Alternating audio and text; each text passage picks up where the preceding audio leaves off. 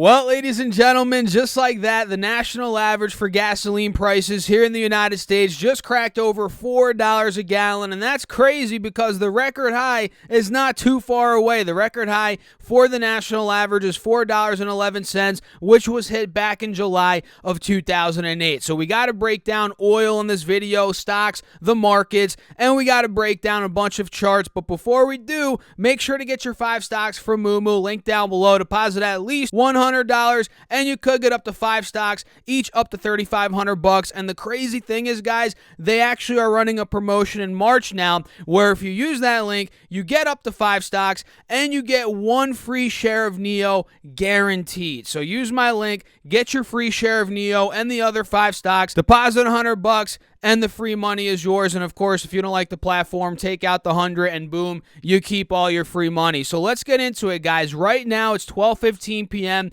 on the East Coast. We have the NASDAQ down 2%, the Russell's down 1.4%, the S&P's down about 1.9%, as the Dow is down 1.7%. We have the VIX up over 6%, gold's up 1%, and surprisingly, we have silver down a bit. Silver's down about 0.6%, and of course, we got oil prices going bananas. Oil's currently up about 2%, but it was up way more earlier. You guys can see it was at $130 a barrel at about, when was this? Overnight, pretty much, when the futures market opened, and throughout the night, it was hovering at about $125, $130 a barrel. Now it's pulled back to about $118, which makes sense considering when we initially gapped up on oil last night, it was up 15, 14%, something like that. So that was a bit unsustainable in the short term. Now it's pulling back, and as you guys can see on this 20-day chart, it is still holding the uptrend, and we will come back to oil in a second here. But first, let's take a look at SPY. We'll break down some charts here. Well, really, I want to focus on the 20-day chart, which clearly shows we are now under $427 a share. SPY's trading at $424, which means we broke that clear support that we were talking about, which stemmed from the middle of February, and now there's really no support until that 410 low, which we hit. If you guys can see here, we hit that back in the end of February. So there's a lot more downside pressure now than there was on Friday, because on Friday we held above 427. So now that we're breaking under it, this will probably go down 415, maybe 410, maybe we even take out that 410 low. And Triple Q is not looking any better, guys. In fact, it is looking worse. This broke under 335. Now we're about to break under 330, and you guys can see there is literally no support between 330 and 317, which was the low point from the end of February. So I could see, no joke, another 1, 2, 3% downside here in the short term when it comes to Triple Q. And as long as the VIX is over 30, now it looks like it wants to go over 35. You know, that is more and more likely. The fact that Triple Q is going to go lower, it's more and more likely. So these markets are not looking like they're reversing to the upside yet. In fact, like I said, there's probably more downside. And coming back here to crude oil, again, like I said in the intro, $4 per gallon is the national average now, which is insane. And I feel like just last week or 2 weeks ago, and I'm from New Jersey, guys. I'm not sure if you know that. If you didn't know, now you know. I'm from New Jersey. Gas for regular was about $3.55, $3.60 a gallon. I'm not even kidding. It felt like it was last week. And there's a little bit of a lag, you know, when crude oil goes up. It takes about a couple of days, a week, you know, for the prices to adjust or whatever. And yesterday I filled up my tank, and thankfully I don't have a car that needs premium fuel. You know, I have a Toyota Corolla. Decent car, right? It takes about $11 or 11 gallons for the tank or whatever. So thankfully, I don't have to pay much for gas, but it went from $3.50 about 10 days ago here in Jersey, and now it's pushing $4. It's at $3.95 or something like that. So these prices are going up very quickly. And with Ukraine, Russia, the supply shock that we see right now, the crazy inflation we're seeing, I don't see this stopping in the short term. Sure, maybe in 6 months from or a year from now, or heck, maybe even 3 months. In 3 months, we might start seeing crude oil cool off a bit. But as of now, it's just not doing that. The trend is clearly bullish. We're ripping. There's no signs of Ukraine, Russia slowing down, a ceasefire. I'm not seeing it, at least. Who knows what's really happening? But at this point, oil does not look like it wants to cool off. And I got a question.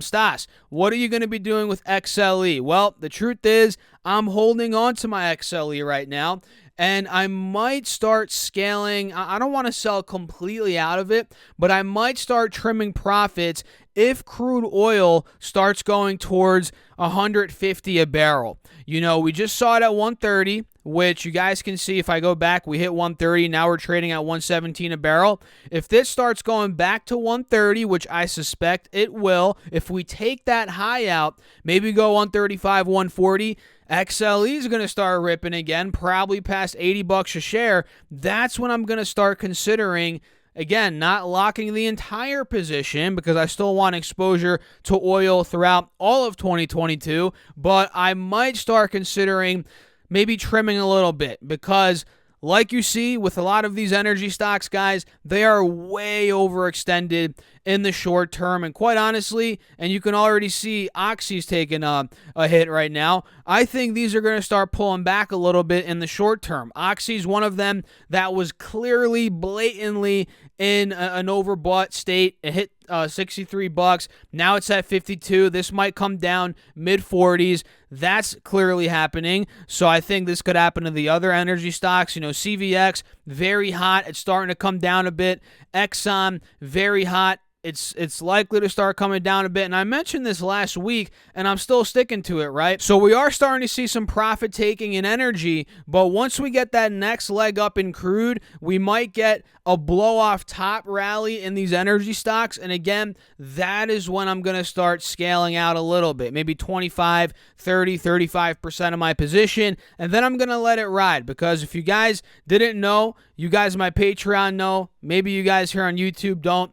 XLE is one that I owned. I still own it, and I was buying it months ago, maybe close to a year ago, at $40, $45, $50, and I've been talking about it for months, guys. So at some point, you guys have to realize energy, oil, it's cyclical. At some point, we got to consider locking in some profits. So that's what I'm doing. That's what I'm considering at this point. Once we get that blow-off top rally, which maybe Oxy did have a blow-off top rally, but the other ones, maybe not quite yet. Again, if oil starts ripping 130, 140, 150, that's when I'm going to consider locking in a good chunk. So that's some thoughts there on crude oil, the technicals a bit, what I'm doing with XLE, and the craziness of what's going on in these energy markets. And we have some other stocks I'm looking at. You know, J&J's up 0.5% today in the midst of this crazy selling. We have a clear resistance coming up at about $173, $174 a share, which struggled. We struggled there all of December and all of 2022 up to now. And if we do break above, let's say $173, $174, I'm going to put an alert at 174 here.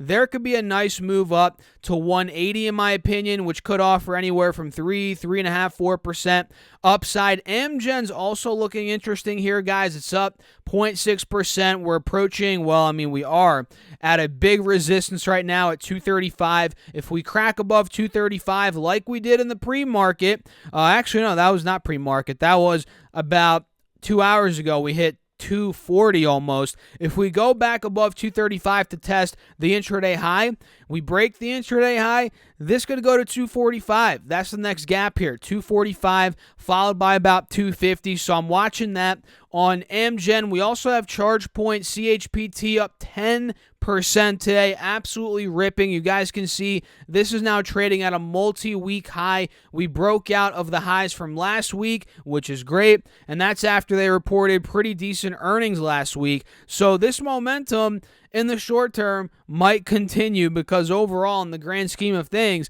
ChargePoint is still very, very, very oversold, and there could be upside based on this chart and based off what we've seen in the past. There could be upside maybe towards 20, 25 a share, maybe 30. I mean, 30's pushing it a bit, but that's what I'm seeing based on this chart. So watch for the momentum to continue here on ChargePoint. And these markets, guys, are not looking like they want to recover anytime soon. We started off this video with the VIX up 6%. Now the VIX is pushing 10% in the green, so we are selling off even more aggressively here. Volatility's moving up. And let's see SPY. I mean, SPY, this thing is tanking like no other. It is down now intraday over 2%. And it looks like it wants to go straight down to about 410. So overall, that's it, guys. Hope you all found value in this video. If you did, make sure to hit the like button, subscribe, and drop me a comment. And join my Patreon if you guys want all my buy, sells, call outs, morning update videos, plus more. That's linked down below. And make sure to get up to 5 stocks from Moomoo, each of which could be valued up to $3,500 with a $100 deposit. And again, you get a free share of NEO guaranteed, which NEO at this point is, what is NEO? 18, 20 bucks a share. So if you want free money, free NEO, and other, 5 other stocks, use that Moomoo link down below, deposit $100, and boom, you get some free money. I'll catch you guys in the next video. Peace out.